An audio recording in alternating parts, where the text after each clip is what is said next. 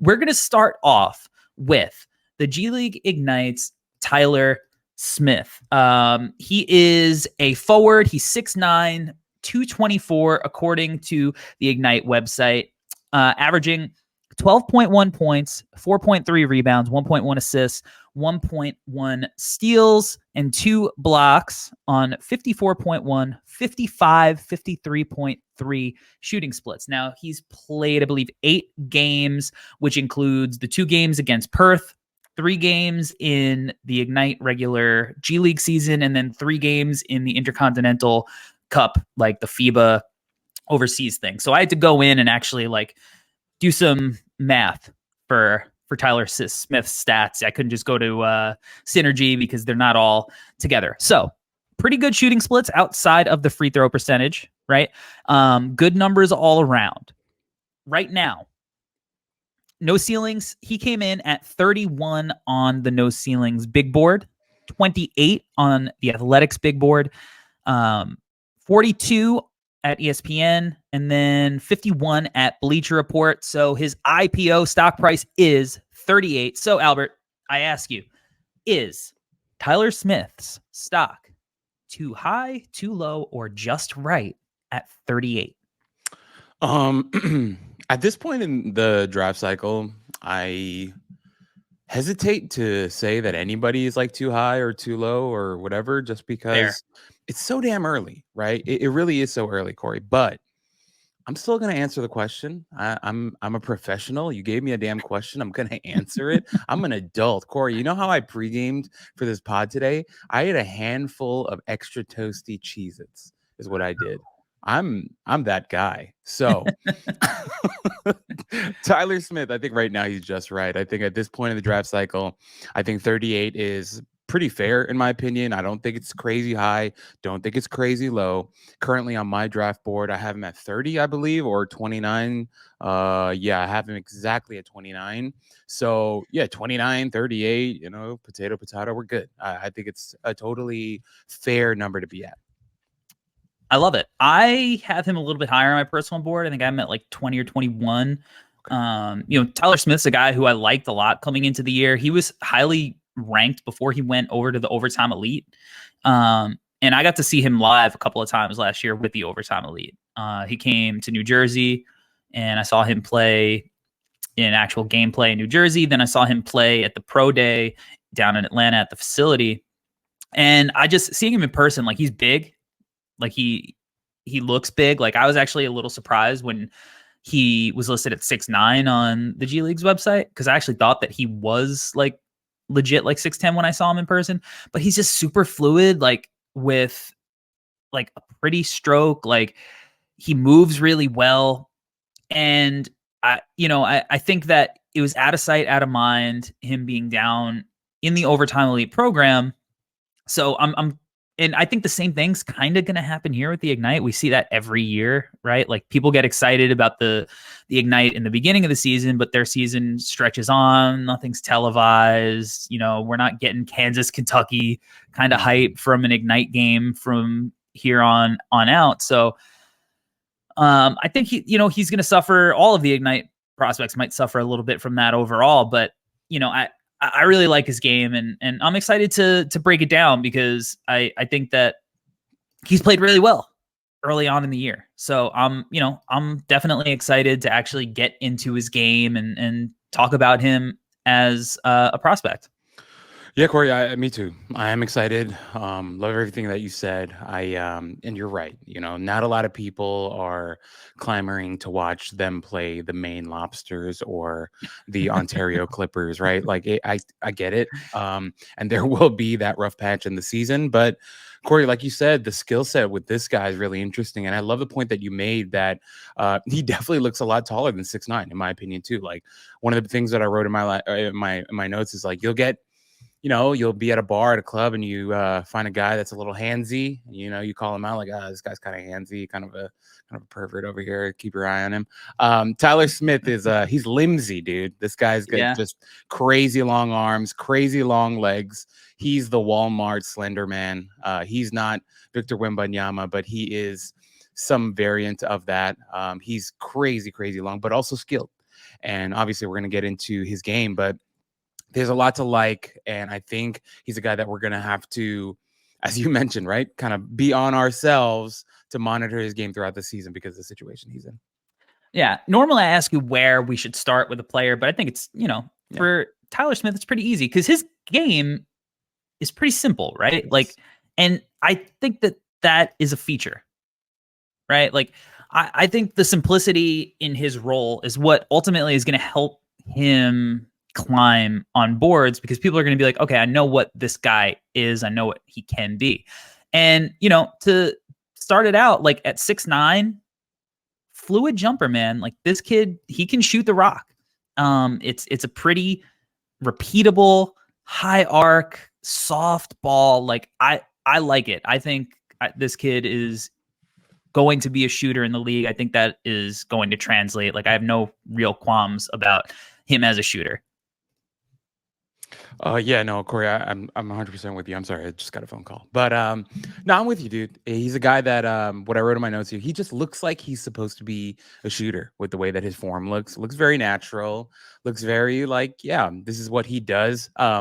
First thing that I wrote in my notes gives me a lot of CJ Miles vibes, man. Had to put that in there because you see it, right? Lefty shooter, long and lanky, really fluid looking jump shot. But it's hard not to start with the jumper because he makes it look so damn easy and so natural, and he gets it up there pretty quick. Love the motion. As we've mentioned, right? Really long too, which helps as well. Yeah, I think there's a lot to like. And I think, as you mentioned, Corey, his game is a little simple. It's simplified, and what they ask him to do is pretty simple too. But it's a really important aspect of not just his game, but, obviously with the NBA, right? Like him being a 6'9", 6'10" guy, who knows, maybe even taller when everything's said and done. But being able to have that type of range and to get it off as easily as he does, I think is going to make him a really desirable prospect to a lot of the NBA front offices. Yeah, because he's going to play a role. He's not going to be one of these guys that comes in right away and, is looked upon to save a franchise. He's going to be a guy who teams ask to, play off of the star players and like set screens. And like, as we're going to see on this clip here, it's like, he's a guy who could pick and pop. Now he's going to miss this jumper, but like, he's not missing for any other reason that sometimes you miss jump shots. Like, Steph Curry misses jump shots. Like, it's a good shot for him. Pick and pop where he's pretty open from the wing. Like he's going to make that shot too. So, and it looks pretty, it looks repeatable. There's nothing that you're like, if you would have done this, maybe the shot goes in, right? Like it's he just missed. So I think when it comes to his shooting, he's not like versatile in the way that like, Steph can run around a million screens, or Ray Allen was able to run around screens or whatever. But like, he also like is comfortable hitting a shot like this, where we're pulling up a clip where like he's going to hit a trail three, right? Like a little bit of momentum, steps up, bang, like pretty smooth. Like he's comfortable shooting in a lot of different situations, and whether that's spotting up or picking and popping or coming out and trailing and running out in transition. Like I think he's got that. And I think there's enough versatility there from like the forward spot, because I think that's what he is. Like I think he's like a true four, and I think we'll talk later, maybe more on defense, of wondering can he play any other positions. But like offensively, that true four spot, I don't think it's going to hamper him that it's like, oh, he can only play one spot, because ultimately he can play with a bunch of different fives because he can space the floor and do some other stuff. No, Corey, I 100% agree. Also, like the the clip that you're playing right now, this was early on in the game, but they had just hit a 3-2, and I remember listening to the telecast. They're like, "Oh, look at the three," and then he just walks down and hits this nice trail three, right? So, small stuff like that, I care too, right? Like just he's playing in the moment, not afraid to kind of go back and forth with whoever. But I mean, his shooting profile is pretty simple, Corey. He's not like a big off the dribble guy, as you mentioned, right? Not someone who's gonna. No. He's kind of a safety valve is what he is, and that's a pretty awesome thing to have from your four, right? He's a guy that is going to space and create a lot of space. Did I just say space? I'm Jordan Spaeth. I'm in my Mike Tyson bag today, but like he's going to offer that, and it's going to be great. And sometimes having a simplified role is not a bad thing. And yeah, I just like the shooting gravity is going to be real with him, I think, even from day one. And now, obviously, he is a little raw in different areas, and there's still a lot of room for him to grow. But if we're talking specifically just about the shooting, it's hard not to get excited about a guy of his size that can get it off as easily as he does, and he's going to make a ton of them too. So, a big weapon, in my opinion. Yeah, and right now, like we went over the numbers earlier, he's at 55%. I don't think it's going to stay there by any stretch of the imagination, but it's that'll level out. Maybe his free throw percentage levels out a little bit too. But what I like about him is like back to the simplicity. He's not going to put the ball on the deck and do a ton, but like I love this shot. 2 dribble pull up. Keep it simple. Get to your spot. He likes the elbows, right? And like you're tall, you have a high release, you got a smaller guy on you, like take advantage and pull it from the elbow. Like that's fine. Like let's explore the studio space a little bit. I like this. Nothing too crazy. Keep it simple. And I think that simplicity is why he's been like arguably the Ignite's best player so far. Because he knows what he's good at and he doesn't stray too far away from it. And Corey, I think I know we're kind of nailing this point home right now, but that simplicity stuff, like I think that's valuable. You can't have 12 guys on your roster that are doing a million different things.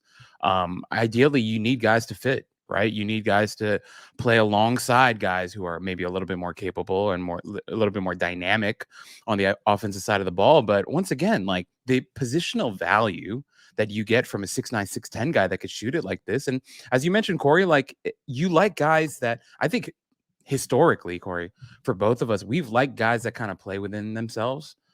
He's never going to give you too many problems of like, I doubt that any coach is going to watch and be like, he's doing too much. Like, I think he's a guy that's very simple and he knows that his game is simple and he's okay living in that space. And recently I was listening to a pod, actually just today, right? Doc Rivers is on the Bill Simmons pod and he's talking about guys like Tobias Harris, guys like Ray Allen, guys that he's coached before that, at different times in their careers were obviously number one options or like, really high volume ish type of guys. But, you need guys on your team that are willing to buy in to be the third guy, to be the fourth guy. And I think the profile that we're seeing here with Tyler Smith is I think he's going to be able to offer a lot as like a third or fourth guy. And, guys that are third or fourth guys that can shoot it like this generally go pretty high in the draft, in my opinion. Yeah, agreed. Like, I mean, look, if he keeps shooting it like this, like he's arguably going to be a lottery pick. I mean, look, there's been a lot of like iffy stuff going on with the top of the lottery anyway. So right now it seems like anybody is potentially, going to be like a lottery pick up there. But Tyler Smith definitely has the ability, just great measurables. Little one dribble pull up here, follows the miss, still playing within himself, just stuff that you love to see. But teams are going to like it. You can trust a guy as a coach who, is like able to do the things that you ask of him and you don't have to worry that he's going to go break out of the offense. Now, I think that he's like also got the versatility in this way that, you could play him as a screener and use him in DHOs and, he's got touch. He can finish with both hands. So when we talk about the finishing at the rim, like there's a lot of finesse stuff that I really like. You're not going to give it to him on the block necessarily and tell him to go post and, play like a big like that. But like, I think some of this modern stuff, like we see here in this quick action, where he's going to give a little pitch and then roll right away and knock down a floater. Like this is NBA level stuff, man. Like this is role player stuff that makes, the job of the guard a lot easier when you can be a release valve like this.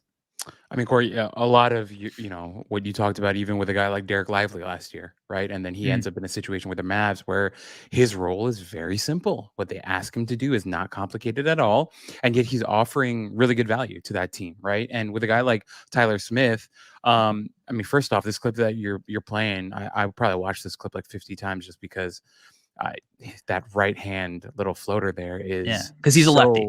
Exactly, because he's a lefty, but also it's so competent and it's so functional and coordinated, and you're just like confident. Exactly, like kind of Kyrie-esque, right? Playing with his offhand. And so I imagine though that Tyler Smith, like he probably shoots with his left hand, but like in real life, he probably uses a fork with Like, his right hand and stuff like that. One of those guys, like a Phil Mickelson type of guy. But right. I think he's a really interesting player because of this type of role, right? He's going to be a roller. He's going to be a pick and pop guy, and also like not just the finesse touches though, but he's also athletic enough and long enough to actually put someone on a poster. Not that he's going to be like doing that regularly, but he can go up pretty strong, be athletic, and finish with strength at the rim too. So when we start thinking about his outlook and the type of role that he plays, this is really interesting. And look at that one. That's a nice one. It's unfortunate who it happened on, but Yeah, friend of it's the okay. program. Friend of the program. But that's a really nice, strong finish. And so once again, this is a simple role. This is a really nice display of that role. And simple is not bad. Simple is good. This is good. Simple is good. Like you said, like this is fluid, man. On Taylor Hendricks, really good shot blocker. I mean, Taylor will live here. He had a great game, and Salt Lake City won this game by about 1,000 points. So, we'll forget the poster dunk outside of maybe this specific episode. But he's got some bounce. All right, so you could put him in pick and roll. You can let him be a guy who is going to finish in the dunker spot. So, like, he can kind of space the floor with the jumper, which we saw, but then he could also kind of hang around the baseline and, roll to the rim. And all right, like, guards penetrating, throw it up, let me go get it. Right. So he has some athleticism. He's not Josh Smith, right? But he's a good athlete. He can get up. He's got a good amount of dunks already. And this is all stuff in the half court, but I like him out in transition too. Like, that's where you really see how fluid he is. And, here on this clip, we're going to see him, kind of running to the rim, going down the pipe, uncontested. That's that G League defense that everybody loves. World renowned. World renowned. Everyone knows the G League is known for their tough physical defense and rim protection. So, gets down the floor, hustle play, right? There's a lot of possessions where he's the first guy down the floor, and then he can also, kind of fill the wing and be really fluid there too. So, on this possession, we'll see here, this one is a much closer game. Nice little like baby Euro, like not quite full Euro, but like avoids the defender at the block with some nifty footwork. So when you got Ron Holland and Tyler Smith running a 2-on-1, it's a pretty good duo to be running a 2-on-1. No, for sure. Corey, the first time I saw this play, I honestly thought he traveled. I thought it was like a weird, like it almost looked like a glitch in the Matrix. It was like a really strange kind of duck under Euro step type of thing. But I mean, looks good. Looks good. No, it looks he ducked nice. under. Yeah, it's kind of weird, but good job. But no, but you're right. The way that he runs out in transition, the type of threat that he is out there, and as you mentioned, the fluidity is there. Like he could really run. Like he's not like one of these like super long-legged guys that look awkward when they're running, like weird gait and stuff like that. Right. But natural runner, natural mover on the floor. And something that I wanted to add with that type of movement stuff with him, Corey, is I thought he showed really good activity when he was on the floor. I thought, although his role is simple, he always stayed active, stayed involved, good focus. One of these guys that isn't just going to like sit in the corner and be like mope about being a corner guy. He's like, oh, yeah, I'll sit in the corner. But as you mentioned, Corey, I could be in the dunker spot. I can make nice cuts to the basket. I can go and screen for somebody, like just very involved. And I think that's a good sign from one of these younger guys that, who isn't going to be like a number one option. I think he understands his role and he's like not going to cry about it. He's very cool with the role that he's in, and he's going to stay active and focused and just a part of the action. And I think that's an underrated aspect sometimes of when we do these evaluations.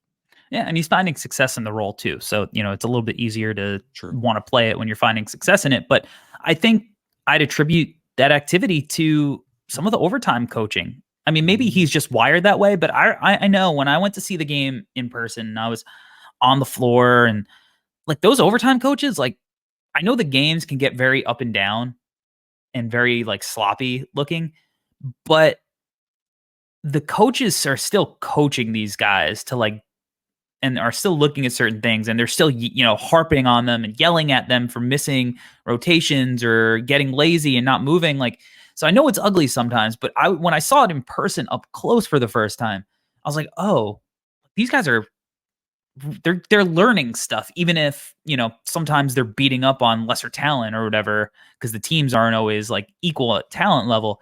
They're still at least learning the stuff in practice and in training, and doing the right things. And I think we're seeing that a lot of the overtime guys have translated into the league. I think Tyler Smith is going to be one of those guys too. Now, I talked about he's not Josh Smith, for as fluid as he is, I do think on both ends he needs, to get stronger, right? Like here, and look, Alex Sarr, we did an entire breakdown on him. He's potential number 1 pick. He's a great shot blocker and rim protector. He's got 2 opportunities here, and Sarr is not like a strong guy himself, and he just kind of goes up soft. So I do think that there is room for improvement in that aspect near the rim. I think that'll ultimately help him. He's finishing efficiently. He's been very efficient in his 8 games, but we're looking at areas where these guys can improve. And I think some extra strength it'll make him a little bit more explosive to a guy who's already a good athlete. And then also, it'll help him body up on that offensive rebound, dip a shoulder in, and maybe create a little separation so he can comfortably go up against length. Yeah, Corey, I agree. The strength is something that he's going to work on. Also, for what we said about his fluidity, there also is some clunkiness to him. Like I don't want to kind of hide that. There, especially, we'll get to the defense, but there are some things with his feet that I think at times can be a little bit clunky. But overall running and that type of stuff is good. Just it's stuff that he's going to work out, but also he's young, right? Like that's the type of stuff that kind of changes over time as you become a grown ass adult. I think there's definitely areas of improvement, but on both ends, I think the strength and a little bit of the clunkiness, I think, needs to be worked out for sure. For sure. Let's talk about the defense now. I don't think we really need to talk much about the passing because there's not a whole lot that he's shown. Won't be his role either. Yeah. Yeah, exactly. And I think it will be interesting to see if he can, maybe make some short roll passes, stuff like that. But he's ultimately right now, he's a play finisher rather than anybody who's going to make plays for others. So defensively, where are you at overall with his man and his team defense? I thought it was a little hot and cold. And the reason why I say hot and cold is because I think it's hot when you see the flashes, right? And I don't mean hot and cold because there was like a level. I actually think it wasn't very consistent defensively, right? But the flashes are there in terms of some of the rim protection stuff. Like we mentioned on offense, like he can jump really high, or not really, but he could jump high. And he's really, really long. And he's got good timing. Exactly. Some of the timing with him was really great. There's a block that he had on Taylor Hendricks that was just kind of jaw-dropping and really, really impressive to watch. But even the clip that you're playing here, Corey, like the way that he kind of baits it and takes his time and times everything perfectly, it's good stuff, right? But then at the same time, as I mentioned just a couple seconds ago, I felt like I thought his feet were a little slow, in my opinion. I thought sometimes he had trouble staying in front of his man, and he's one of these long-legged guys, right? And sometimes with the long-legged guys, their feet can kind of get caught under them, and it's not as easy for them to move laterally and to stay in front of smaller guards. And so there are some areas of his game, obviously, that he needs to work on. But once again, I think it's fair right now to say hot and cold because some of the flashes, like the one we're watching on the screen right now, can be really, really impressive as well. Yeah, I think notably his perimeter defense, his feet could get definitely a little heavy upon like having to flip his hip and guards. Like here, Josh Primo, who, all issues aside, is a talented basketball player. And, like if you're going to give him that much room and kind of be standing straight up in a game that is within reach. I mean, it's a 7-point game with a minute left. Like this is a game that you need to be like defending. And like, obviously you don't want Tyler Smith to be checked up against Josh Primo regularly all the time. Right. But like he has the physical tools that he should be able to at least impede his progress to where it's like, you're just going to give up basically a dunk here. I mean, nobody's rotating on the weak side or anything. It's terrible defensive possession all around by the Ignite there, but like let's get a little bit more aggressive, I Mm. guess would be the word I would use to at least make him work for this. He reaches in for the foul at the end, so doesn't give up the layup, or the dunk. But yeah, the feet can get a little worrisome when it's like coming to switching onto guards. And I don't think he's somebody who can play flat. I think he has to kind of shade a guy to a side, because I don't think he can kind of, at the moment, I don't think his agility to flip his hips quickly to one side when the guard is dictating what direction he's going. And he's like dropped in space all the way at the perimeter. I don't know if he has that kind of quickness, but because I do think he should have that quickness. And maybe he'll get there. But right now, when it comes to like switching on guards, like he's not somebody that I'm like, oh, he's going to guard 1 through 5 or 2 through 5. Like I think that he's right now, like maybe some 3s and some 4s are really where he's at. But where I did like him, I thought he was much better, was off the ball. I thought he was much more consistent off of the ball, and because I think that he's somebody who does talk a lot. This is a great possession here. You already see it. You see he's calling out like the stagger. He's talking. He's going to come tag Sarr. Now Nice. He's going to come close out to the corner, drags him into the help, and then finishes it off with a block on Sarr as the clock is expiring. So like this is like, hey man, there's a lot of good stuff in this clip. Like this is what's going to keep you on the floor from a coaching perspective, where it's like, all right, he's going to at least get our defensive principles, our defensive scheme. He's not going to hurt us off the ball, at least. Like this is a really, really great possession from a young kid. No, I'm with you, Corey. I agree. But even on this one, like when he closes out, like, you could see kind of a little high. The limitation. Yeah, a little high, a little limitation with the feet. But I'm with you, Corey. Like it's stuff like this that does get you, it encourages you, is what it is. And I think here's the thing, Corey. You said you could probably guard 3s and 4s with added strength, maybe a little small ball 5. Right. Not regularly, but in a second unit type of thing, maybe he could. I want him to. Exactly. Correct. That's a good way to put it. I think we want him to. I think we're hopefully projecting him to eventually be able to play with 5s, but that's going to come with more strength and more experience and all that stuff. But definitely, like out on the perimeter, it's hard to watch sometimes. To just be totally honest, we don't try to be too overly negative here, but it is something that he's going to have to continue to work on, because he does get caught flat-footed quite a lot. And it's something that isn't, and here on this possession, he just kind of gets bodied. And so adding the strength, working, as you mentioned, the hip mobility and, having quicker feet, getting in the stance, moving those feet a little bit better. I think all of that will definitely benefit him for sure.